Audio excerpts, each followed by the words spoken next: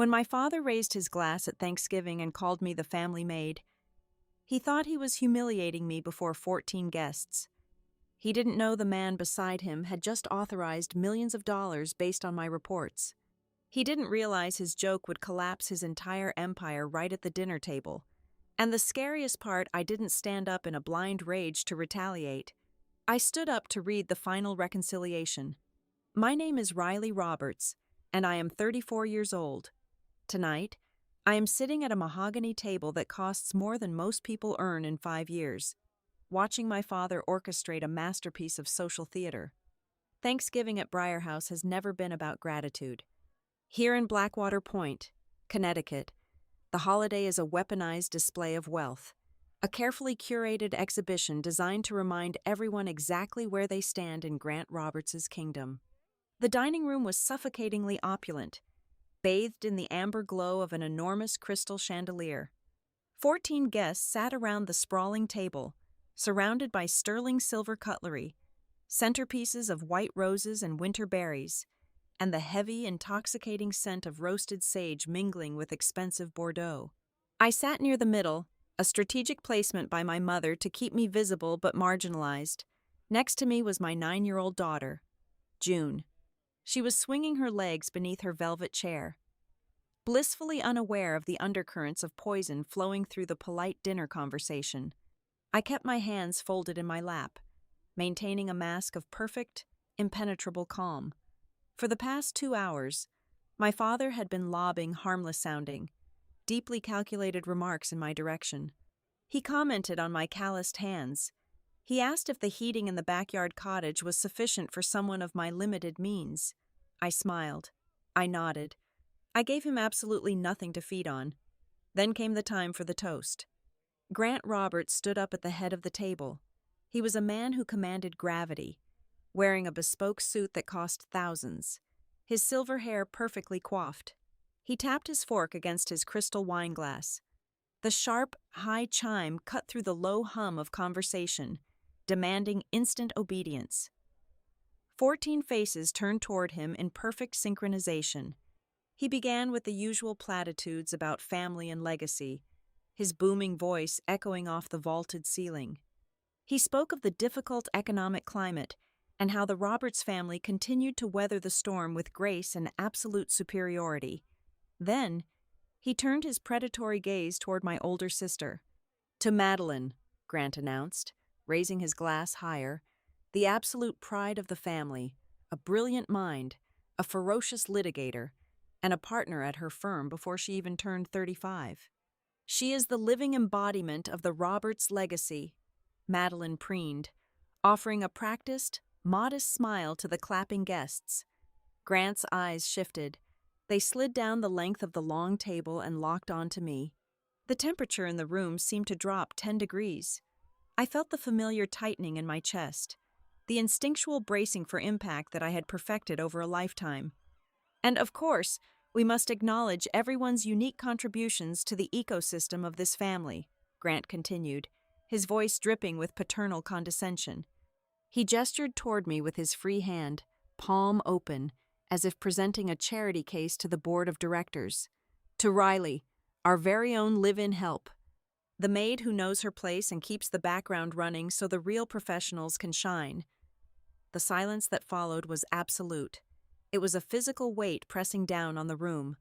A few guests, the sycophants who depended on Grant for country club endorsements or investment scraps, let out short, nervous bursts of laughter. They laughed because they were terrified not to. The rest of the table remained frozen in a horrified, deeply uncomfortable hush. Beside me, I felt June stiffen. She stopped swinging her legs and tugged at the sleeve of my silk blouse. I leaned down, keeping my face perfectly composed, shielding her from the predatory stares of the room. "Mom," June whispered, her voice trembling with innocent confusion. "Is being a maid bad? Why are they laughing at us?" That was the first emotional stab, a sharp, twisting blade right under my ribs. My father was not just humiliating me. He was redefining my worth in front of my child. He was teaching my daughter that our place was beneath the polished shoes of the people sitting in this room. I did not burst into tears. I did not throw my linen napkin down in a fit of rage, and I certainly did not scream. I took a slow, deep breath, inhaling the scent of the roasted turkey and the bitter wine. I looked down at my own glass, watching the dark red liquid settle into absolute stillness. When I finally lifted my eyes, I did not look at my father. I bypassed the smirking faces of his loyalists and the pitying glances of the strangers. I focused my attention entirely on one specific guest sitting just to Grant's right, Elias Mercer. He was a man who did not need loud suits or booming voices to project authority. He wore a simple, impeccably tailored charcoal blazer, and his expression was entirely unreadable. While the sycophants chuckled and my father beamed with arrogant triumph, Elias did not even offer a polite smile. His face was carved from granite. Elias looked across the expanse of the table, his sharp, dark eyes locking directly onto mine. It was not a look of pity or embarrassment. It was a look of cold, hard assessment. He was watching my reaction. He was verifying a hypothesis he had brought with him into this house, maintaining unbreakable eye contact with me. Elias slowly lowered his crystal glass to the mahogany table. He did not let it clink. He set it down with deliberate, silent precision. It was a minuscule gesture, entirely unnoticed by the bloated ego of my father, who was too busy soaking in the forced applause. But to me, it carried the weight of an anvil dropping. It was a clear, undeniable signal. Grant, completely blind to the silent exchange happening right under his nose, decided to press his advantage. He wanted to ensure the nail was hammered entirely through the coffin. "Yes," Grant chuckled, taking his seat again and smoothing his tie. "It is vital to have good help, especially help that understands the golden rule of business. The staff should always know to remain perfectly quiet when the adults are discussing matters of high finance." It was a blatant, poorly veiled threat. He was telling me to keep my mouth shut. He was enforcing an embargo on my voice, terrified that I might ruin his carefully constructed illusion of domestic and financial control in front of the very people he was trying to desperately impress. He thought he had won. He thought he had successfully cornered me into submission using shame as his primary weapon. I placed my hand gently over June's tiny, trembling fingers. I gave them a reassuring squeeze, grounding her in my warmth. "No, sweetheart," I whispered back to her, my voice remarkably steady and clear. "Being a maid is honest work, but let us go wash our hands." I stood up. My chair scraped softly against the thick Persian rug. The sound was deafening in the tense, fragile atmosphere of the dining room. 14 pairs of eyes snapped to me immediately. Grant's jaw tightened, a flash of genuine anger and panic crossing his features at my quiet defiance. I ignored him entirely. I held June's hand tightly and guided her away from the table. The walk toward the grand archway leading to the foyer felt like crossing an active minefield, but my posture remained impeccably straight. I did not rush. I walked with the measured, steady pace of someone who owned the very floorboards beneath her feet. Our path out of the room took us directly past the head of the table, directly past Elias Mercer. As I drew level with his chair, Elias shifted slightly. He did not turn his head to look at me, keeping his gaze fixed firmly forward on the floral centerpiece. But as I passed his shoulder, he spoke. His voice was barely more than a rough whisper, carrying just far enough for my ears alone to catch the words over the ambient noise of the room. "Ms. Roberts, if you decide tonight is the night, I am ready. 7 years ago, I drove back through the wrought iron gates of Briar House with everything I owned packed into the trunk of a used sedan. June was barely 2 years old, sleeping in her car seat, clutching a frayed stuffed rabbit. My marriage had shattered into 1,000 unfixable pieces, leaving me with nothing but legal debts and a hollow ache in my chest. I returned to Blackwater Point not because I wanted to, but because I had literally nowhere else to go. I remember standing on the manicured gravel driveway, the imposing stone facade of my childhood home looming over me. The front door opened, and Grant Roberts stepped out. He did not rush forward. He did not open his arms to hold his exhausted daughter or reach down to scoop up his grandbaby. He stood on the top step, his hands tucked neatly into the pockets of his tailored slacks. His first words to me were not a comforting welcome. Instead, he handed me a crisp manila folder. Inside was a typed document outlining the residency conditions for my stay in the carriage house cottage. A drafty structure tucked away behind the main estate hedges. My father framed this arrangement as a generous act of paternal charity. The reality, printed in black and white, was an ironclad system of control. The document dictated my curfew. It specified which side road I was allowed to use for parking, so my battered car would not offend the eyes of his country club friends. It expressly forbade me from having unauthorized guests and outlined a strict code of conduct regarding my visibility when Briar House hosted social events. I was to remain unseen, a ghost haunting the perimeter of his perfect life. This was not a new dynamic. It was merely the adult version of the childhood I had always known. Growing up, the Roberts household had a very clear hierarchy. Madeline was the investment. She was the golden child, groomed from birth to be the polished, articulate face of the family legacy. She received the private tutors, the debate camp tuition, the Ivy League preparation. I, on the other hand, was the practical child. I was the one expected to quietly manage the background noise. If a caterer canceled, I was told to figure out the appetizers. If the dogs ruined the rug before a dinner party, I was the one scrubbing the fibers while Madeline practiced her piano scales. I was useful, but I was entirely disposable. Moving into the cottage felt like a final physical manifestation of my place in the family. But sitting on the floor of that dusty, unheated living room with a sleeping toddler in my arms, I made a silent vow. I would swallow my pride, but I would never let it digest. I needed money, and I needed it fast. My father made it clear that while he provided the roof, I was entirely responsible for my own survival. I started at the absolute bottom.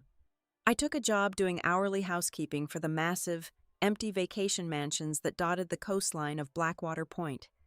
For months, my life was measured in the smell of industrial bleach, the heavy drag of commercial vacuums, and the endless folding of high-thread count sheets. My hands grew rough. My back ached continuously. But while I scrubbed marble countertops and polished brass fixtures, I kept my eyes wide open. I began to notice a glaring void in the local market. The ultra-wealthy owners of these coastal fortresses were almost never around. They visited for a few weeks in the summer or a brief stint during the holidays. For the remaining 10 months of the year, these multi-million-dollar properties sat largely unsupervised. And luxury, I quickly learned, is incredibly fragile.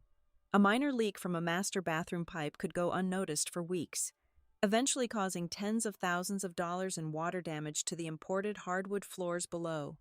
A skipped payroll for the landscaping crew meant the gardens turned into overgrown jungles, violating strict neighborhood association rules. A malfunction in the smart home security system could leave a house vulnerable to local vandals. These owners did not just need someone to dust their bookshelves. They needed someone to hold the entire operational framework together while they were away. They needed continuity.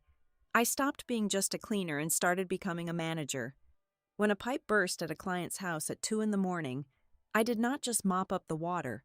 I called an emergency plumber I had befriended, shut off the main valve, documented the damage for insurance, and had a restoration crew on standby before the sun came up. When a client called from Paris panicking because their private chef quit 2 days before a massive summer gala, I sourced a replacement, negotiated the contract, and handled the grocery logistics within 4 hours. I was no longer just trading my physical labor for minimum wage.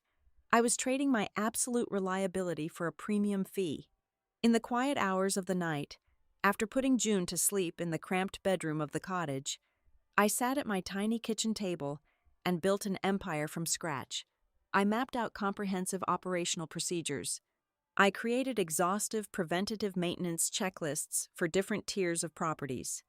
I spent hours on the phone, aggressively networking to build a bulletproof roster of the best local contractors, discreet estate managers, and reliable legal advisors. I learned how to read compliance codes, how to audit property insurance policies, and how to spot catastrophic liabilities before they materialized. My father saw none of this. To Grant Roberts, I was simply the tragic, divorced daughter who left the house early in the morning in sensible shoes and came back late smelling of cleaning supplies. He never once asked what I actually did all day. He comfortably slapped the label of maid onto my existence because it fit his narrative of my failure. It made him feel powerful to have me contained in the backyard. Friends from my past, the few who still spoke to me, often asked why I stayed. They asked why I did not pack up June and move to an apartment in the city, far away from my father's suffocating presence and his cruel, backhanded comments. They did not understand the strategy. I did not stay in the carriage house out of weakness or a misplaced sense of filial duty. I stayed because it provided a stable, predictable environment for my daughter, while I poured every single ounce of my energy and every spare dollar into my growing enterprise. The cottage was my incubator. The humiliation was my fuel. I knew that if I left prematurely, I would just be another struggling single mother fighting to make rent. I needed the time and the proximity to the wealthy elite of Blackwater Point to build something undeniable. I was meticulously constructing a shield so thick and a foundation so deep that nobody, especially not the man who lived in the mansion in front of me, would ever be able to look down on me and call me a burden again. I was building the very system that people like my father relied upon to keep their fragile worlds from collapsing. I named the company Harborline Continuity Group. It was never designed to be a standard property management firm, and it certainly was not a maid service. Harborline was conceived as a specialized crisis management and operational continuity agency for ultra-luxury real estate portfolios and high-end boutique hospitality chains. We did not run advertisements in local magazines or maintain a flashy social media presence. In the stratosphere of the ultra-wealthy, discretion is the only currency that truly matters. I won my client base not through slick marketing, but by walking into disasters in the dead of night and making them disappear before sunrise. My first major contract came when a severe winter storm caused a catastrophic pipe burst at a sprawling cliffside estate 200 miles away. Just 48 hours before the owner, a prominent tech billionaire, was scheduled to host a highly publicized corporate retreat. When the frantic property manager called me at 2 o'clock in the morning, water was already pouring through the ceiling of a grand foyer lined with uninsured fine art. I did not just dispatch a plumber. Anyone with a phone book could do that. I operated on the principle of continuity. I understood that fixing the error was only 10% of the job. Preventing the cascading failure of the entire system was the other 90. By 3:30 in the morning, I had a specialized water extraction crew on site, an emergency art conservator pulling paintings off the walls, and a dedicated electrical team securing the smart home mainframe from water damage. Simultaneously, I coordinated with local boutique hotels to reserve contingency rooms for the incoming guests and drafted an airtight non-disclosure agreement for every single contractor setting foot on the property. By the time the owner's jet landed, the house was dry, the art was secured, and the retreat proceeded without a single guest realizing a crisis had occurred. That one night earned me a retainer that eclipsed my previous annual income. Word of mouth within private equity circles and exclusive country clubs spreads with terrifying speed when it involves protecting massive investments. Within 4 years, Harborline evolved from a single cell phone operating out of a dusty carriage house into a formidable, multidisciplinary corporate machine. I aggressively recruited ruthlessly competent professionals. We built a robust internal legal division dedicated solely to navigating complex zoning ordinances, employee liability clauses, and compliance regulations across different state lines. I established a rigorous contractor control board, ensuring every vendor we deployed carried premium insurance and passed extensive background checks.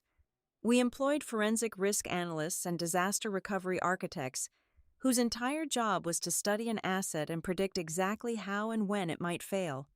Our headquarters occupied the entire top floor of the North Quay Center, a towering expanse of sleek glass and dark steel overlooking the commercial harbor. My private office featured panoramic windows, a conference table carved from solid walnut, and a secure server room handling the encrypted operational data of dozens of billionaires. Yet, despite the massive influx of capital and the expansion of my firm, I maintained a jarringly different personal life. Every evening at exactly 6 o'clock, I left the glass tower, drove my unremarkable 5-year-old sedan back to the manicured grounds of Briar House, and parked out of sight behind the tall rhododendron hedges.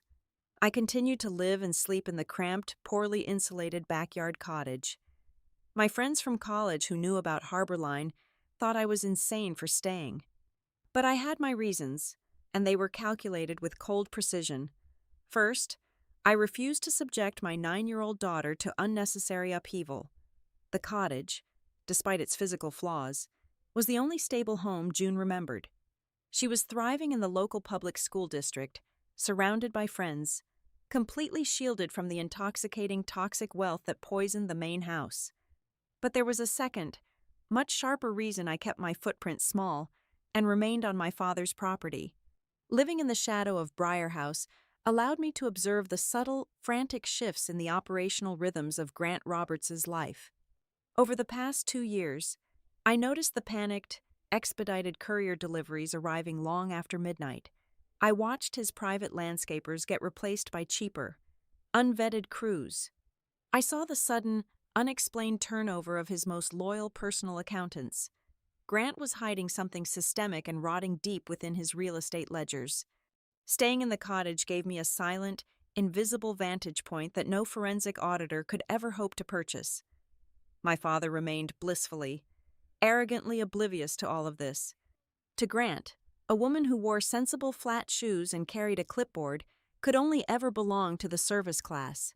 His towering narcissism created a perfect blind spot. He never once bothered to ask for the legal name of my company.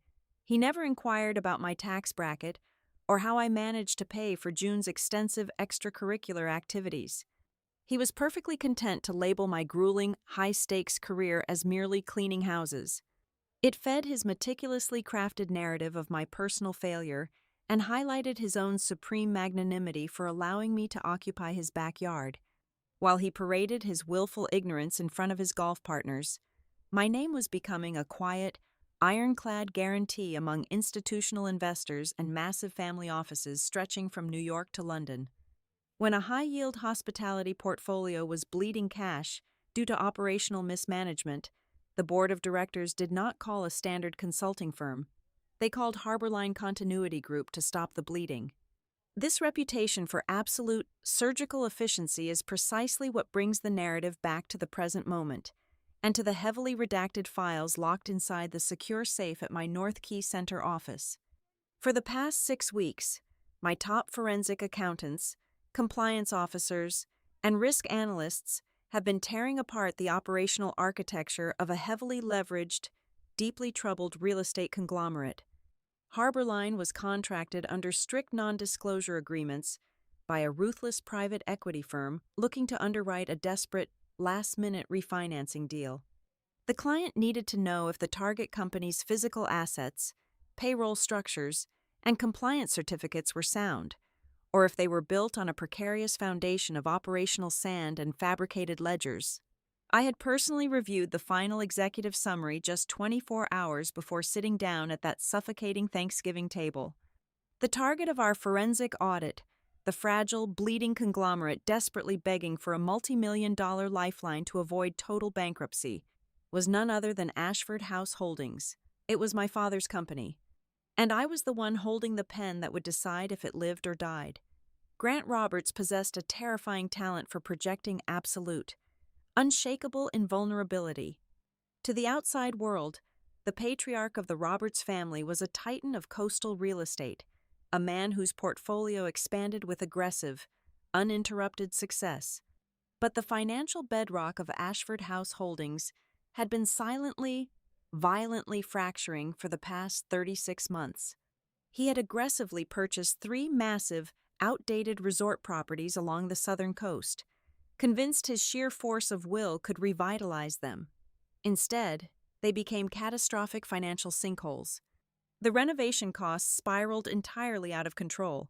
Supply chains failed, and projected occupancy rates plummeted. To cover the massive, daily operational bleeding, my father had quietly cross-collateralized his strongest, most profitable assets against the failing resorts. This meant his entire empire was now a precarious, highly leveraged house of cards. If he defaulted on a single development loan, the cross-default clauses embedded in his contracts would trigger an immediate chain reaction. The banks would not just take the failing resorts. They would seize the profitable commercial business parks, the luxury apartment complexes, and eventually, the very estate we lived on. He was facing total corporate liquidation within 90 days. He was drowning, and his only available life raft was a massive, emergency refinancing package from a notoriously ruthless financial institution known as Redcliffe Capital Special Situations. Redcliffe did not hand out charity to struggling billionaires. They specialized in exploiting distressed assets, and they required ironclad, undeniable proof that the collateral they were underwriting was entirely unencumbered, optimally valued, and free of any hidden liabilities. This was the true, desperate purpose of our lavish Thanksgiving gathering. It was not a celebration of family unity or seasonal gratitude. It was a meticulously choreographed, high-stakes investor pitch disguised as a traditional holiday dinner. Every single element of the evening was designed to project a blinding aura of generational wealth and operational stability. The pristine, flawless condition of the manor, the carefully curated presence of influential local politicians, and the loud showcasing of my sister Madeline as a shining legal prodigy were all calculated strokes of a master illusionist fighting for his survival. However, there was one significant, glaring vulnerability in his flawless presentation, the carriage house. To secure the maximum possible valuation for the Briar House estate, which served as the absolute crown jewel of his loan collateral, the entire property needed to be listed as a single, unburdened asset. The structure where my daughter and I lived could not be legally classified as a tenanted dwelling.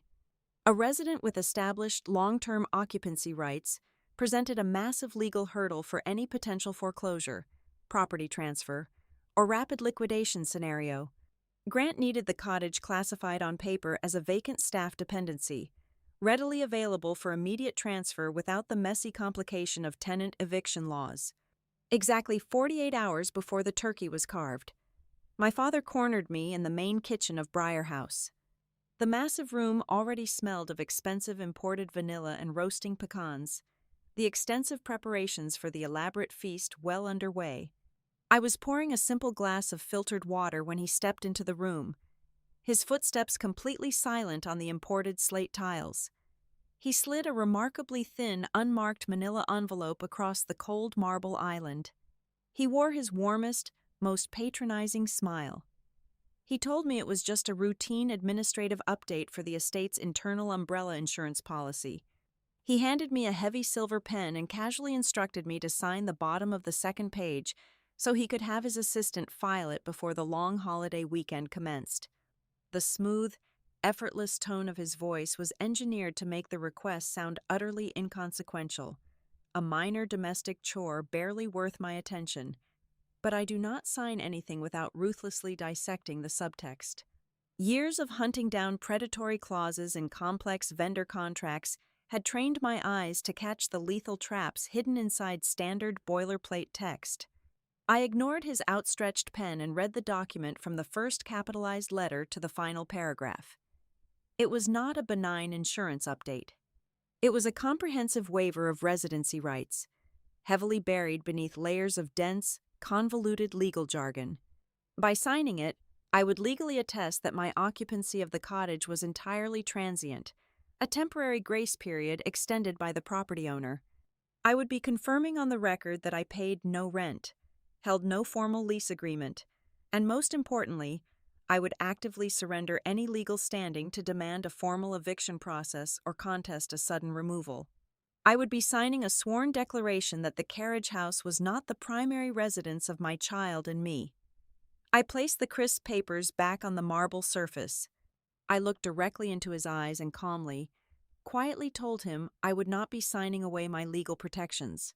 nor would I falsify my living situation for his administrative convenience. The warm, paternal mask vanished instantly, replaced by something rigid and cold. The air in the kitchen grew stagnant and heavy. Grant did not yell. He knew that volume was a tool for the weak and the unprepared. Instead, he deployed the soft, suffocating pressure of intense familial obligation. He leaned against the counter, his voice dropping to a low, dangerous register. He reminded me of the profound, generous charity he had extended to me when my marriage abruptly failed. He weaponized the concept of gratitude, painting my quiet refusal as an act of grotesque, unforgivable selfishness. He spoke of the heavy burden of maintaining the family face, implying I was deliberately trying to sabotage his hard work. Then, he expertly pivoted to the most vulnerable target he could possibly reach. He mentioned my daughter. He spoke softly about how terribly disruptive it would be for a 9-year-old girl to suddenly lose the only stable, safe environment she had ever known. He wondered aloud, his tone dripping with fake concern, how the highly rated local public school district might react if we were abruptly forced to relocate to a cramped apartment in a less desirable zip code right in the middle of the academic semester. It was a beautifully wrapped, crystal-clear threat sign, the waiver, or he would legally expel us from the property the moment the holiday concluded. My blood turned to ice, but my facial expression remained perfectly blank. I did not give him the satisfaction of seeing my fear. I told him I needed 48 hours to have my own counsel review the specific terminology, turned my back on him, and walked out the heavy oak back door toward the safety of the cottage. Later that evening, my mother sent out a group message containing the finalized seating chart and dietary restrictions for the upcoming dinner. I opened the digital file on my phone, scanning the names of the 14 people who would be attending this elaborate theatrical production. Halfway down the digital list, my eyes locked onto a name that made the breath catch sharply in my throat: Elias Mercer. My father had invited him as a guest of honor, likely believing he could easily charm the man with expensive vintage wine and the grand illusion of a perfect, wealthy family holding absolute dominion over their assets. What Grant Roberts did not know, what he could not possibly have comprehended in his towering arrogance, was exactly who Elias Mercer was outside of this specific social setting. Elias Mercer was the senior managing director of Redcliffe Capital Special Situations. He was the apex predator leading the exact underwriting committee that currently held the fate of Ashford House Holdings in its hands.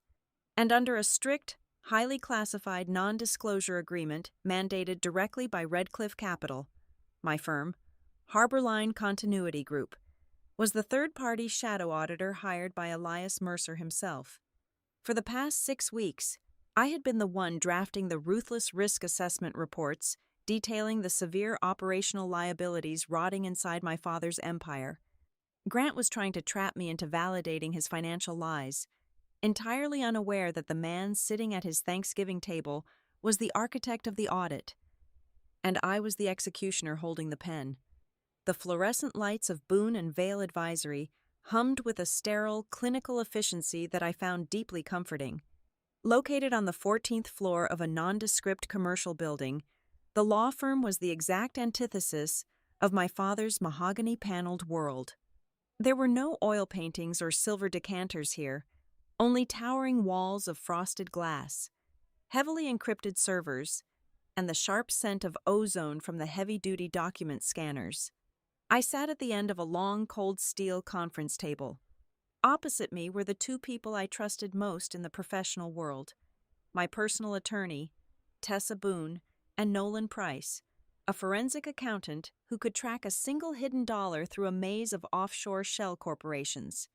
I slid the thinly veiled residency waiver my father had tried to force upon me across the brushed metal surface.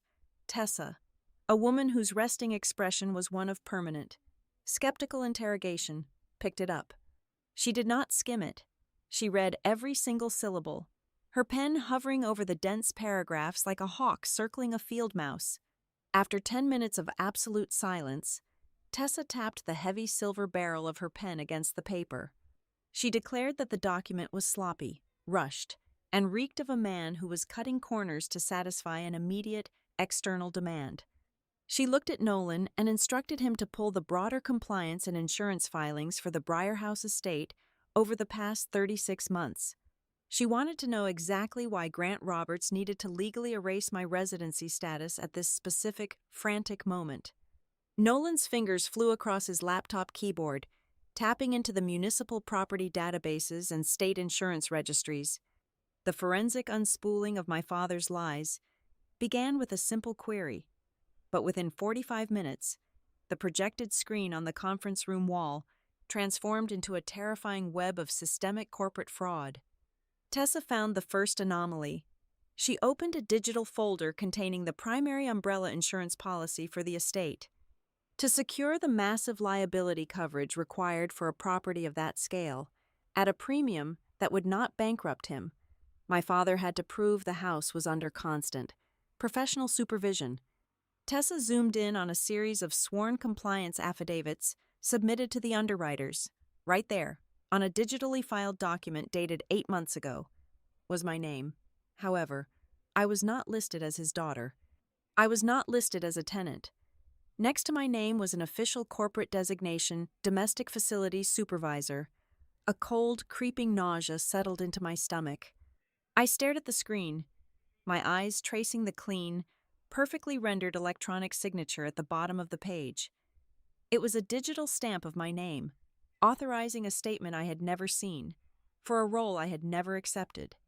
Tessa's voice was devoid of emotion as she continued to click through the portal. She found dozens of them. I was apparently the authorized signatory, verifying the weekly testing of the commercial-grade sprinkler systems. I was the one signing off on the routine structural integrity checks of the slate roof. I was the designated employee certifying that the hazardous materials used by the landscaping crew were stored in compliance with state environmental regulations. My forged digital signature was holding up the entire legal framework of the estate's operational stability. Nolan leaned forward, pushing his wire-rimmed glasses up the bridge of his nose. He had cross-referenced the insurance filings with the internal payroll ledgers he had managed to extract through our shadow audit of Ashford House Holdings. He explained the financial mechanics of the deception with chilling clarity. Grant was not just using my name to satisfy the insurance company. He was using my fabricated employment to bleed cash out of his failing resort properties.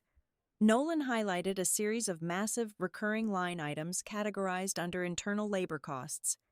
Hundreds of thousands of dollars were being systematically diverted from the corporate accounts and funneled into the residential maintenance budget of Briarhouse. By inflating the operational budget of his primary residence and tying it to a phantom, highly paid supervisor position under my name, Grant was successfully washing the money. He was burying the catastrophic losses of his commercial ventures inside the impenetrable walls of his private, domestic ledger. The psychological realization hit me harder than the financial one. The constant, suffocating insults, the jokes about me knowing my place, the deliberate, public humiliation of calling me a maid in front of his wealthy friends. It was not just an exercise in narcissistic cruelty. It was a carefully constructed operational shield.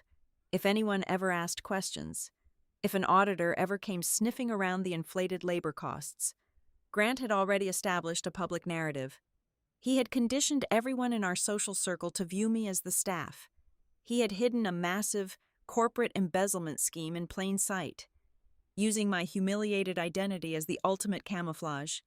But criminals, even the ones wearing bespoke Italian suits, always make a mistake when they get desperate. Tessa pulled up a specific fire safety inspection protocol, a mandatory document required for the estate to host events with over 50 guests. The digital signature stamped at the bottom of the certification, allegedly applied by me from a local IP address, was dated the 14th of October. I immediately opened my own encrypted Harborline continuity logs on my tablet. I cross-referenced the date. I did not just have an alibi. I had an airtight, undeniable chain of evidence. On the 14th of October, I was 2,000 miles away in Jackson Hole, Wyoming. I had been on the ground managing a catastrophic power grid failure at a client's luxury ski lodge. I had flight records, hotel receipts, and the sworn affidavits of 22 hotel employees who had seen me physically directing the emergency response teams for 48 straight hours. There was absolutely zero possibility I had logged into the Ashford House server from Connecticut to sign a fire safety form. It was a material misrepresentation, a blatant forgery, and a federal crime. I looked at Tessa. The air in the room was completely still. I asked her what our immediate response should be. I wanted to march back to Briar House, throw the fabricated ledgers onto his imported marble island, and watch his arrogant facade shatter. Tessa immediately shut that impulse down. She shook her head, her tone shifting into pure tactical command. She explained that if we confronted a cornered animal prematurely, he would simply destroy the servers. He would claim a clerical error, blame a rogue assistant, or worse, use his immense wealth and influence to spin the narrative, suggesting his troubled, vindictive daughter was trying to extort him. We could not give him the opportunity to control the blast radius. Tessa laid out a rigid, two-tier strategy. Phase 1 was pure defense. We needed to immediately file an emergency injunction with the county court to freeze my occupancy status. We would legally block any attempt Grant might make to classify the cottage as vacant or evict June and me over the holiday weekend. We would secure the perimeter first. Phase 2 was the execution. We would take the forged documents, the inflated ledgers, and the undeniable proof of the IP discrepancy, and we would weaponize them, but we would not hand them to Grant. We would hold them until the precise moment he attempted to use the fabricated stability of Briar House to secure the Redcliffe Capital refinancing package. We would wait until he was locked into a room, fully committed to his lies in front of the exact people who had the power to destroy him. We were not just going to prove him wrong. We were going to let him build his own gallows, step up to the platform, and then we would simply remove the floor. Leaving the sterile environment of the advisory office, the instinctual, burning urge to drive straight to the main estate and hurl the forged compliance documents directly at my father's feet was almost overpowering. A younger, more reckless version of myself might have done exactly that. I might have screamed until my throat was raw, demanding an explanation for the staggering scale of his betrayal. But as I stepped out into the biting November wind, pulling my coat tighter around my shoulders, I felt nothing but a cold, hyper-focused, and utterly ruthless clarity. Confronting a cornered narcissist with proof of his financial crimes in a private setting is a catastrophic rookie mistake. If I showed my hand prematurely, he would immediately initiate a massive, scorched earth cover-up. By the time the sun rose the next morning, the private estate servers would be professionally wiped. The forged digital signatures would vanish into the ether, quickly replaced by neatly backdated corrections blaming a low-level administrative assistant for a regrettable clerical error. I refused to give him the runway to escape the consequences of his arrogance. The board was set, and I needed to play my remaining pieces with absolute, bloodless precision. From the driver's seat of my unremarkable sedan, I called Tessa. I gave her the immediate green light to initiate the first layer of our defensive strategy. I instructed her to draft and file the emergency occupancy protection order for the carriage house with the county clerk the second the courthouse doors opened the next morning. I needed an ironclad, unbreachable legal barrier placed around my physical home before the holiday weekend officially began. This injunction would effectively strip him of any ability to alter my residency status on paper, halting his desperate attempt to classify the cottage as a vacant, easily liquidated asset. Simultaneously, Nolan was finalizing a weaponized, undeniable timeline. He meticulously mapped out every single instance where my fabricated title and forged signature appeared on the Ashford House Holdings insurance and operational documents. He then juxtaposed those fraudulent timestamps with my heavily verified Harbor Line continuity travel logs. He compiled thick, digital dossiers of hotel receipts, airline flight manifests, encrypted geolocations from my company devices, and sworn affidavits from dozens of high-profile clients. The evidence proved unequivocally that I was frequently hundreds or even thousands of miles away, actively managing corporate crises across multiple time zones, on the exact days I supposedly signed off on his local estate maintenance protocols. The mathematics of his deception were flawless, and the resulting proof was entirely damning. My next move was arguably the most delicate operation of the entire evening. I drove my car to the North Key Center, bypassed my luxurious main office suite, and walked directly into the secure, heavily restricted wing housing Harbor Line's internal legal counsel. I needed to guarantee that my impending actions at the Thanksgiving dinner table would not compromise the structural integrity of our shadow audit for Redcliffe Capital. I sat down at a cold glass table with my lead ethics officer and laid out a hypothetical conflict of interest protocol. We reviewed the strict non-disclosure agreements line by agonizing line. The boundaries were remarkably clear. I was strictly forbidden from sharing any of Redcliffe's proprietary audit findings or financial discoveries with my father or his associates. However, there was absolutely no legal or ethical clause preventing a private citizen from defending herself against targeted identity theft and blatant corporate fraud. We aggressively sanitized my operational footprint, ensuring every single step I took moving forward was shielded by impenetrable corporate compliance. I would not let his illegal, desperate mess contaminate the pristine reputation of the firm I had built with my own hands. While I was sitting in that windowless, soundproof compliance room, my secure work tablet chimed softly. It was an encrypted, heavily monitored message on the direct communication channel established strictly for the Redcliffe Underwriting Committee. The sender was Elias Mercer. The text was brutally concise, carrying the immense, crushing weight of a man who dealt exclusively in billion-dollar leverage and high-stakes financial execution. He stated plainly that he could not, and strictly would not, interfere in personal family disputes or domestic grievances. However, the second sentence was the master key that unlocked my entire offensive strategy. He noted, with chilling professionalism, that as the lead underwriter for the proposed refinancing package, he was legally and professionally obligated to react instantly if any material misrepresentation regarding the loan collateral was presented directly to him. He was handing me the exact parameters of his professional duty. If I wanted him to act, if I wanted him to drop the guillotine on Ashford House Holdings, I had to maneuver my father into lying about the property and its hidden liabilities right to his face. On the record, with witnesses present. With the legal and professional traps securely locked into place, I drove back to the sprawling estate to manage the single most important variable in my life. I pulled up to the carriage house just as the sky was turning a deep, bruised purple. Inside, I moved quietly into my daughter's bedroom. I pulled a small, heavy-duty canvas duffel bag from the top shelf of her closet and began packing exactly 3 days' worth of warm clothes, her favorite toothbrush, and a handful of familiar books. I had already arranged a silent contingency plan with the mother of one of her trusted school friends who lived 3 towns over. If the fallout from the impending dinner became too toxic, or if my father attempted a retaliatory physical lockdown of the estate gates, I had a safe, untraceable extraction route to get her completely out of the blast radius. When she walked into the room and saw the open bag on her bed, her small brow furrowed in deep confusion.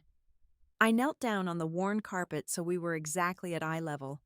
I did not burden her mind with the terrifying reality of forged signatures, leverage ratios, or federal financial crimes. I simply smoothed her hair back from her forehead and spoke with absolute, unwavering certainty.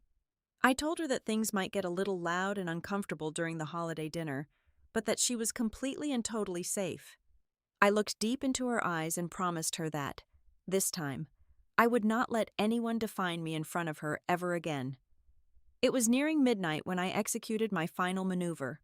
Under the guise of finalizing the floral arrangements for the dining room, I walked up to the main house. The catering staff had departed for the night, leaving the massive, echoing halls suffocatingly empty. I slipped silently into the ground floor security control room, a space I knew intimately from my teenage years when I was expected to manage the background logistics of my parents' lavish, performative parties. I accessed the master control panel for the estate's internal audiovisual network. Grant had proudly installed the state-of-the-art system exactly 5 years ago. specifically to record high-profile charity galas for his own promotional use. I scrolled through the dense system architecture and found exactly what I was praying to find. The automated event logging protocol was still fully active. Whenever the dining room lighting system was switched to the pre-programmed formal dinner setting, the hidden ceiling microphones and wide-angle architectural cameras automatically began recording, uploading the data to a secure, time-stamped cloud server. He had set it up to capture his moments of manufactured glory and philanthropic grandeur.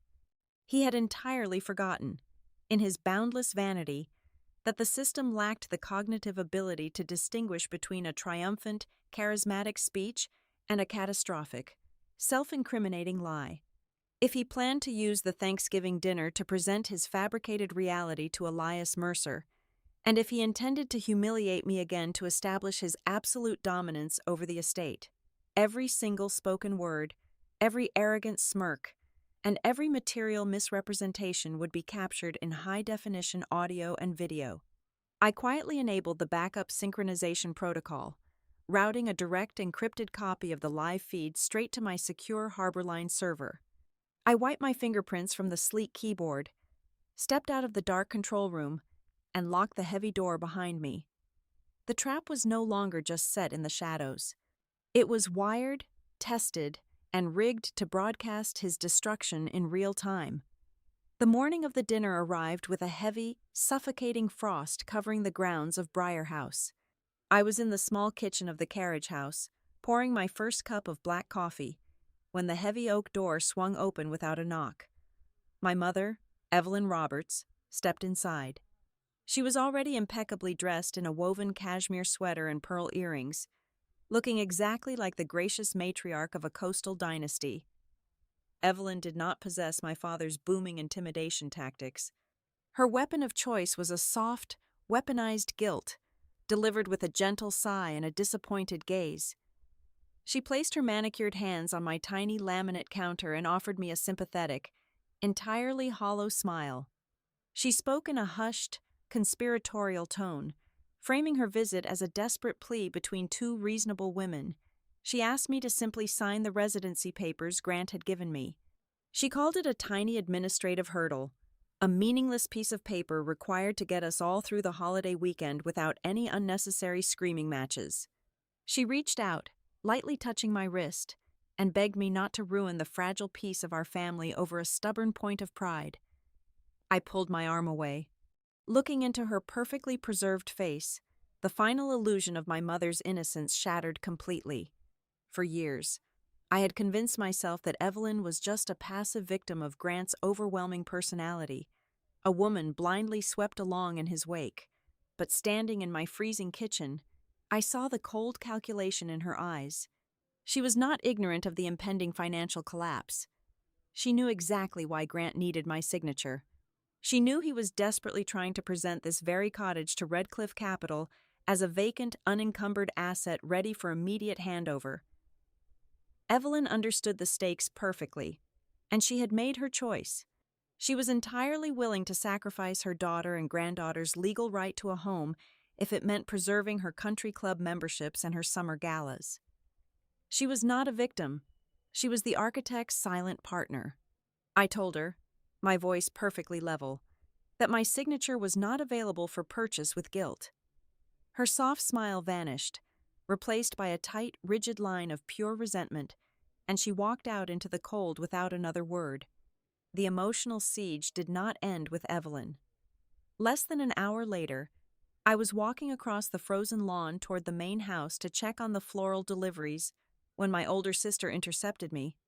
Madeline looked frantic. The polished, arrogant facade she usually wore like armor was cracking badly. She was gripping her expensive leather portfolio so tightly her knuckles were completely white. Madeline did not waste time with maternal manipulation. She went straight for the throat. She demanded to know why I was deliberately antagonizing our father on the most important day of the fiscal year. She hissed that her position as a senior partner at Piermont Kane was heavily reliant on the immaculate, unblemished reputation of the Roberts family name.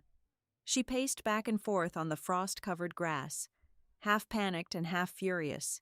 terrified that if Grant's refinancing deal imploded, the resulting financial scandal would drag her own hard-earned career into the mud. She looked at me with absolute contempt, calling me incredibly selfish for prioritizing a drafty backyard shed over the survival of the entire family legacy. I let her vent, watching her unravel. But before I could respond, a side door near the service entrance creaked open. Rosa Delgado, the head housekeeper who had managed the physical reality of Briar House for over 2 decades, stepped out. She carried a basket of freshly pressed linen napkins, but her eyes darted nervously toward the security cameras mounted under the eaves. Rosa waited until Madeline stormed off toward the main foyer. Then, moving with practiced discretion, she pulled me into the narrow, unmonitored blind spot behind the commercial laundry exhaust vents. She did not say a single word at first. She simply reached into the deep pocket of her starched uniform apron and pressed a folded, crumpled photocopy into my palm. I unfolded the paper. It was a master copy of the internal staff scheduling log for the past 6 months. Tucked inside the fold was a small, handwritten note on a piece of hotel stationery. In Rosa's sharp, slanted handwriting, the note detailed 3 specific dates in the late summer when Grant had systematically locked the landscaping crew, the junior kitchen staff, and the maintenance boys in his study. He had verbally threatened to terminate their employment and report their families to immigration authorities unless they retroactively signed dozens of safety and operational compliance forms. I looked up at Rosa, utterly stunned. She was risking her entire livelihood, and potentially her freedom, by handing me this evidence. She shook her head slightly, her dark eyes fierce and uncompromising. She whispered that she did not care about the money or the wealthy people playing their dangerous games in the dining room. She was doing this because she refused to let Grant turn the hard-working, hourly staff into convenient scapegoats when the federal auditors finally arrived to tear the estate apart. A profound wave of respect washed over me. While my own blood relatives were actively plotting to use me as a human shield, the woman who cleaned their floors was stepping into the line of fire to protect the vulnerable. I squeezed Rosa's hand, promising her the staff would not go down with the ship. The second I was back in the secure confines of the cottage, I pulled out my encrypted phone and sent an urgent, high-priority directive to Tessa Boone. I instructed my lawyer to immediately draw a massive, impenetrable legal firewall between the executive directives of Ashford House Holdings and the hourly labor force of Briar House. I demanded that our upcoming legal strike explicitly name Grant Roberts as the sole architect of the fraud, completely insulating Rosa and her team from any collateral damage. They would not be collateral damage in my war. But the most volatile piece of the puzzle fell into place entirely by accident later that afternoon. I had returned to the main house to gather June's winter coat from the hall closet.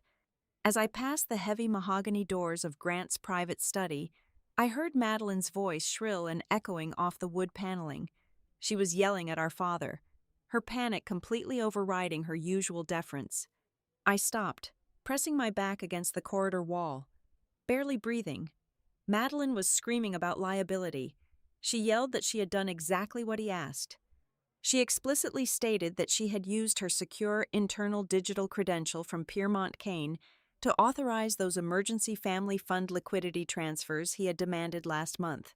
She was sobbing, terrified that if the underwriters at Redcliffe Capital scrutinized the transfer protocols, they would see that she had illegally utilized her law firm's institutional authority to legitimize his private. Sinking assets. My heart hammered against my ribs like a trapped bird. The realization hit me with the force of a physical blow. Grant had not just stolen my identity to cover his operational tracks. He had ruthlessly manipulated his golden child, weaponizing Madeline's hard-earned legal credentials to artificially inflate his financial credibility. He had turned both of his daughters into disposable tools to keep his crumbling empire afloat for just a few more months. Standing in the dim hallway, the true nature of tonight's Thanksgiving dinner finally crystallized in my mind. The insults, the perfectly roasted turkey, the expensive wine, and the desperate demands for my signature were not just elements of his usual narcissistic cruelty. This entire evening was a highly pressurized, do-or-die performance. Grant had invited Elias Mercer into his home to close the most important deal of his life. He needed to project a flawless, unbreakable image of a powerful patriarch presiding over a perfectly compliant family and an entirely unencumbered estate. He needed the picture to be perfect at all costs. And he had no idea that I was already holding a match, just waiting for him to finish pouring the gasoline. The sun had barely broken over the freezing horizon on Thanksgiving morning when the aggressive pounding on the carriage house door began. It was exactly 6 o'clock. I opened the heavy oak door to find the head of estate security standing on my frost-covered porch. He did not offer a holiday greeting. He simply handed me a laminated memorandum printed on heavy cardstock. It outlined a comprehensive list of new security protocols activated for the holiday weekend. Effective immediately, my digital access codes to the East Wing, the formal library, and the main foyer were permanently severed. Grant was physically boxing me in, reducing my permitted footprint on the property to the service corridors and the catering prep zones. 2 hours later, while the massive house was already humming with the frantic energy of private chefs and florists, my father cornered me in the butler's pantry. He blocked the single exit with his broad shoulders. He held out the exact same staff occupancy acknowledgement he had tried to force on me 2 days prior. He wore a mask of exhausted patience, speaking in a tight, clipped tone. He told me it was merely a standard administrative requirement for the event insurance policy. He lied flawlessly, looking directly into my eyes, insisting that if I did not sign it by noon, the underwriters would cancel the liability coverage and the entire dinner would be ruined. He handed me a heavy fountain pen, his knuckles white with tension. I did not take the pen. I told him I needed to review the language in the natural light of my own kitchen, turned sideways, and slipped past him into the narrow hallway. At exactly 11:30 in the morning, my secure cell phone vibrated violently against my ribs. It was Tessa Boone. Her voice over the encrypted line was sharp, metallic, and completely devoid of panic. She confirmed that the emergency injunction was officially filed, stamped, and fully executed by the county clerk. We had successfully established a temporary legal freeze on the residency status of the carriage house. The property was now formally documented in the municipal system as a disputed primary residence.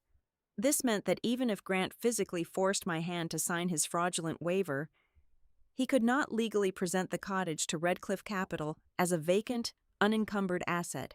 Tessa emailed me the official court confirmation. I printed the single page using the small laser printer hidden in my closet. The paper felt heavy and warm in my hands. I folded it with geometric precision into a tight square and slid it deep into the inner breast pocket of my tailored silk blazer. I had the legal kill switch secured right over my heart, but I was not going to pull it yet. I wanted Grant to feel entirely invincible. I needed him to walk into the dining room believing his lies were perfectly secure, so that he would eagerly repeat them in front of the exact man who had the power to destroy him. By 2 o'clock in the afternoon, the tension inside Briar House was thick enough to choke on. I walked back to the cottage and found June sitting on her bed, quietly reading a book. I packed a small overnight bag with her favorite snacks and led her back to the main house, navigating the chaotic maze of the service corridors. I bypassed the main living areas entirely and took her to the secondary sunroom at the far end of the West Wing. Another guest, a wealthy property developer from Boston, had brought his 10-year-old son. Rosa Delgado had brilliantly transformed the sunroom into an isolated, soundproof sanctuary for the children. She had set up a massive television, a mountain of velvet pillows, and enough high-end desserts to keep them blissfully distracted for the next 6 hours. I knelt down and kissed June on the forehead. I looked up and met Rosa's dark, uncompromising eyes. We did not need to exchange a single spoken word. Rosa gave me a slow, solid nod. She was standing guard. She would not let any of the impending corporate violence or emotional shrapnel breach those heavy doors. June was safe, entirely insulated from the battlefield her mother was about to step onto. At exactly 4:15, a full 45 minutes before the official cocktail hour was scheduled to begin, the heavy brass bell at the front entrance chimed. I was standing near the edge of the grand foyer when my mother intercepted me. Evelyn's eyes were frantic, scanning the pristine marble floors for any microscopic imperfections. She saw me standing there in my immaculate blazer and instantly shoved a massive, heavy silver tray loaded with smoked salmon canapes into my hands. She hissed under her breath, ordering me to make myself useful and serve the early arrivals before I even thought about taking a seat at her table. She was deliberately casting me in the role of the domestic help, ensuring that the very first image the guests saw of me was one of absolute servitude. I did not argue. I gripped the cold silver handles and turned toward the massive double doors, just as the valet pulled them open, stepping over the threshold. Brushing the winter frost from his expensive charcoal overcoat was Elias Mercer. He stopped in the center of the foyer. His sharp, calculating eyes swept the room and instantly locked onto me. He saw the heavy silver tray. He saw my mother hovering in the background with a satisfied, cruel smirk. He took in the entire humiliating tableau in a fraction of a second. Elias did not offer me a look of pity. He did not look embarrassed for me. Instead, his posture shifted infinitesimally. He gave a microscopic, almost imperceptible tilt of his chin. It was a silent, powerful acknowledgement. He saw the trap my family thought they had put me in, and he recognized it perfectly as my tactical camouflage. He understood that the board was fully set. 5:30, the cocktail hour was in full swing. The house echoed with the loud, hollow laughter of the coastal elite. I was standing in the shadows of the butler's pantry, waiting for the final call to dinner, when one of the junior valets slipped through the swinging kitchen doors. I recognized him instantly. He was a young man whose mother I had personally connected with a pro bono immigration lawyer 2 years ago. He looked terrified, glancing over his shoulder before stepping close to me. He whispered rapidly, his breath catching in his throat. He told me that he had just served drinks in the private cigar room. Grant was in there with 3 senior banking executives. The valet explicitly heard my father bragging loudly that all the necessary residency papers for the estate had been completely finalized and signed that very morning. Grant had explicitly stated, out loud and on the record, that the backyard lot was completely clear of any tenant liabilities. It was a fatal, catastrophic lie, spoken freely in a room full of highly credible witnesses. The adrenaline hit my bloodstream with the force of an oncoming train, but my hands remained perfectly still. I reached into my pocket and pulled out my encrypted work phone.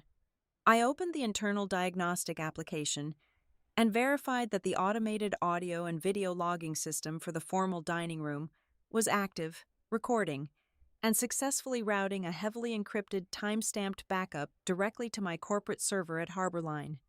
I locked the screen and slid the device deep into the pocket of my slacks. I raised my hands and slowly, deliberately adjusted the starched cuffs of my blouse, smoothing out any invisible wrinkles. I rolled my shoulders back, feeling the crisp edge of the court injunction pressing against my chest. I took one final, deep breath of the air inside the pantry. When I exhaled, the frightened, marginalized daughter who had lived in the shadows of this estate for 7 years was completely gone. I pushed open the heavy wooden doors and stepped out into the blinding light of the dining room, walking toward my seat with the cold, unyielding mindset of a predator who had just locked the cage from the inside. The dining room of Briar House felt less like a place of celebration and more like a beautifully upholstered tribunal. 14 intricately set places, 14 crystal water goblets sweating slightly in the ambient heat of the roaring fireplace. I sat in my assigned chair, my posture perfectly aligned, observing the microscopic shifts in the room's atmospheric pressure. Grant Roberts sat at the head of the mahogany table, operating not as a host, but as a master of ceremonies for his own delusion. He directed the flow of conversation with the aggressive precision of a trial lawyer leading a friendly witness. For the first 45 minutes, he practically drowned the table in Madeline's recent corporate victories. He boasted about her billable hours, her ruthless negotiation tactics, and the prestige of her firm. During this entire performance, he treated my physical presence as nothing more than an extension of the floral centerpiece. I was a prop, placed there strictly to provide a visual contrast to his successful offspring. Whenever the conversation lulled, Grant filled the silence with sharp, calculated jabs masked as aristocratic humor.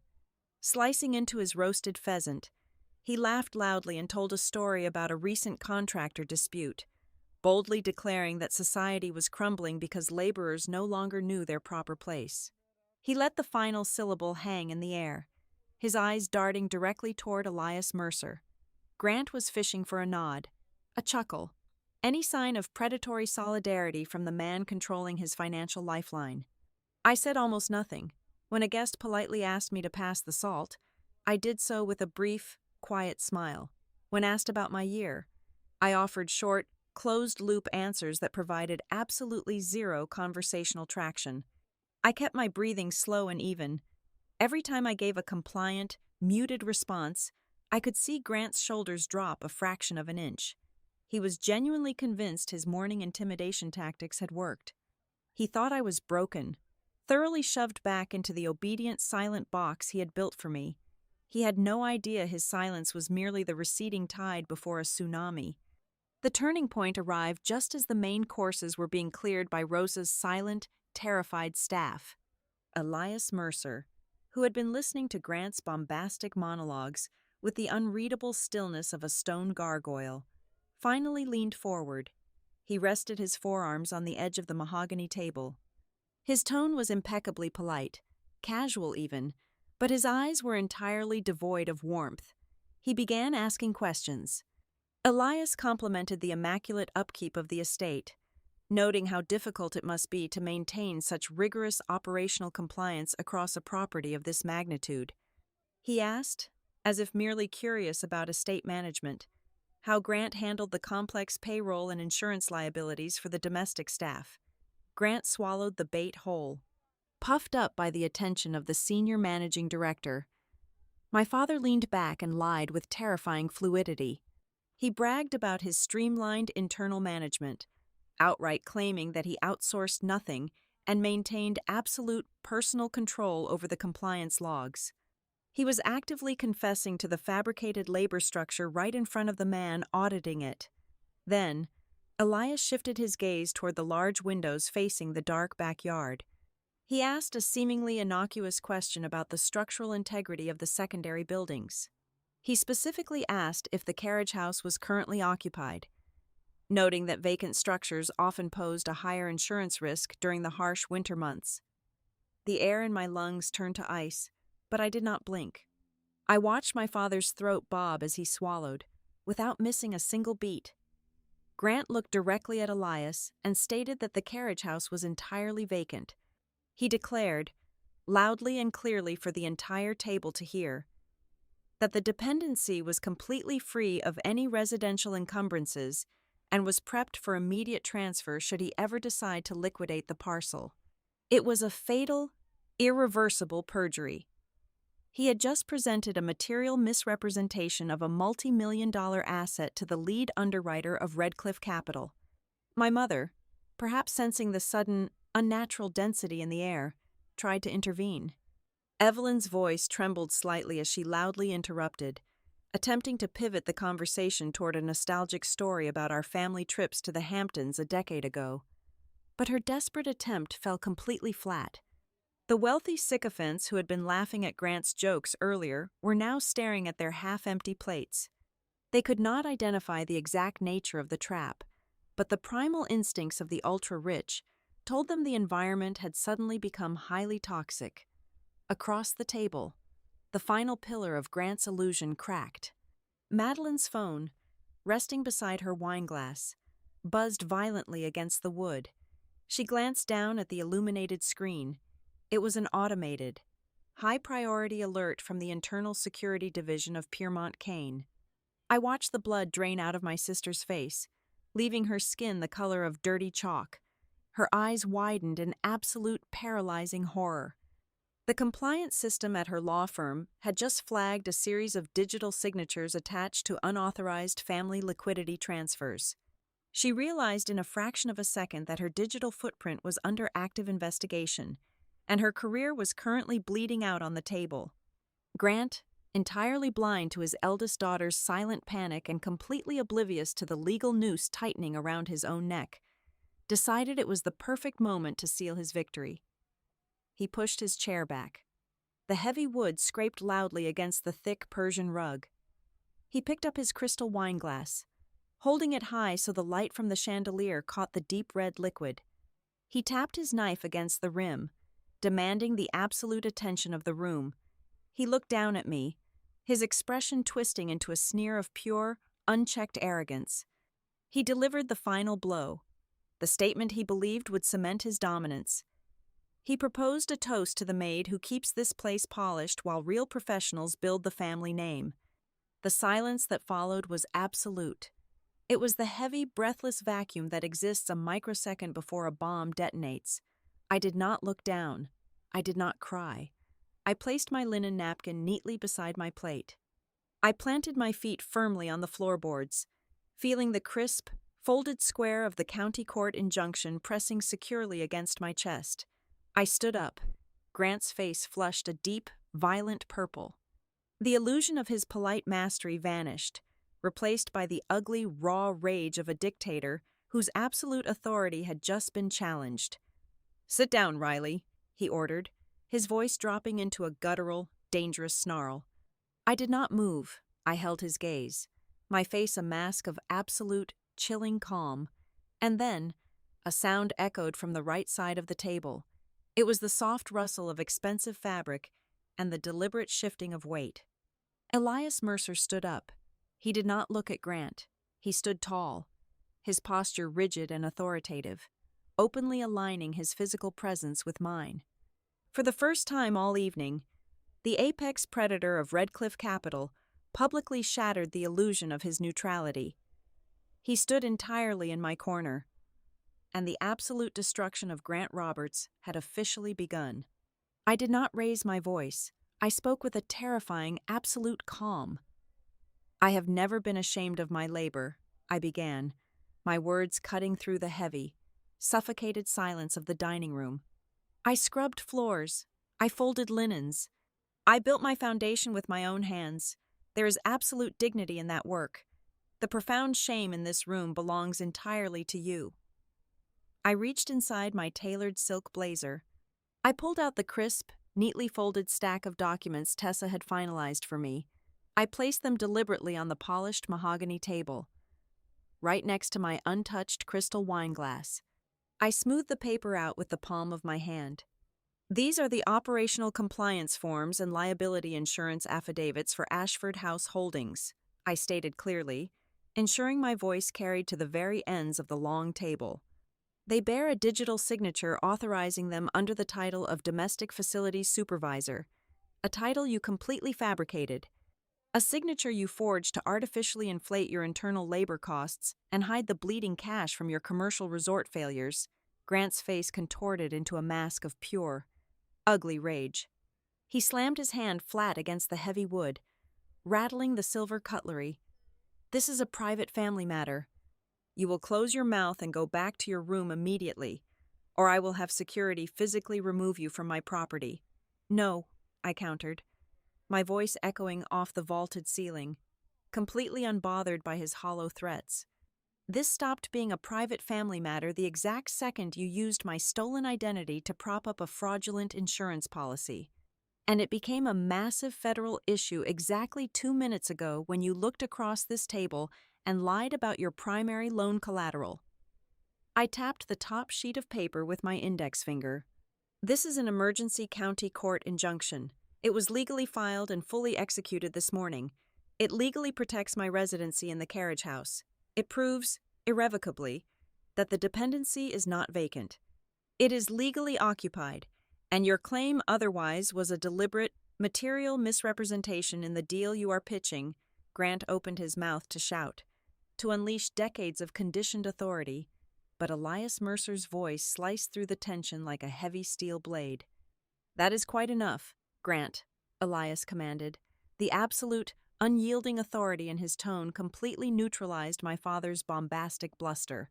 Elias did not yell, but the sheer gravity of his words forced the entire room into total submission. Elias turned his head slightly, addressing the terrified, wide-eyed guests who were practically holding their breath. Allow me to properly introduce the woman you have been so casually insulting all evening. She is not your maid. She is the founder and chief continuity officer of Harborline Continuity Group. A collective, audible gasp rippled through the sycophants seated around the table. Grant's jaw physically dropped. His eyes darted frantically between me and Elias, completely unable to process the catastrophic reality shifting beneath his feet. For the past 6 weeks, Elias continued, his voice devoid of any sympathy or warmth, Harborline has been the independent shadow auditor strictly hired by Redcliffe Capital.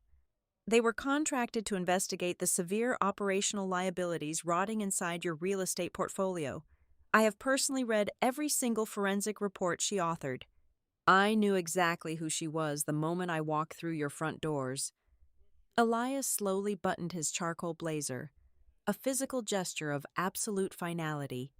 Your pathetic attempt to falsify the residency status of this estate tonight, directly to my face, was a catastrophic, fatal error. It did not project stability. It merely exacerbated your credit risk to an unacceptable, terminal level. Elias looked down at my father, who was now gripping the edge of the table so hard his knuckles were entirely white. The color had completely drained from Grant's face, leaving him looking hollow and ancient. I am declaring this right now, on the record, Elias stated, his voice ringing with the finality of a judge delivering a sentence. Redcliffe Capital is immediately freezing the refinancing package. I am triggering an extended, comprehensive legal review of all your commercial assets based on the undeniable evidence of forgery presented here tonight. Every single communication from this second forward will go strictly through our corporate counsel. We are entirely done here. Grant was suffocating on the ashes of his own ruined ambition. He looked desperately down the length of the table, searching frantically for a single ally. His eyes locked onto Madeline. "Madeline," he choked out, his voice cracking with sheer panic. "Call the partners at Piermont Kane. Get our defense team on the line right now. We have to stop this." But Madeline was completely broken.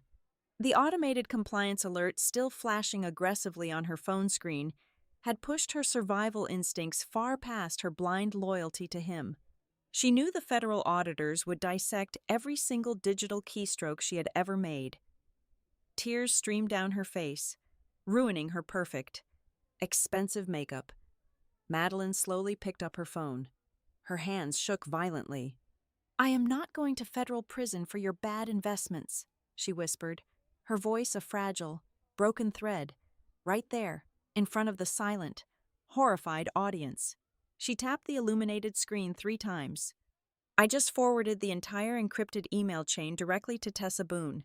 Every single internal directive where you explicitly ordered me to backdate those liquidity transfers using my firm's digital seal. You used me.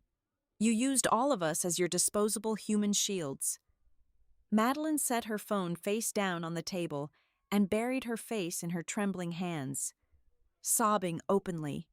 The grand illusion of the perfect Roberts family detonated in a spectacular silent implosion. The powerful, wealthy guests simply stared at their expensive plates, completely paralyzed by the radioactive fallout of the evening. Evelyn, the meticulous architect of our social standing, sat entirely frozen at the opposite end of the table. She opened her mouth to say something, to offer a hollow apology or deflect the blame onto someone else, but absolutely no words came out. There was no polite conversation that could possibly salvage this wreckage. The grand but theatrical stage Grant had built to secure his financial salvation had become the exact site of his public execution. I did not scream in his face. I did not flip the table or revel in his destruction with petty, emotional vindictiveness. I had waged a war of pure, cold, systemic competence.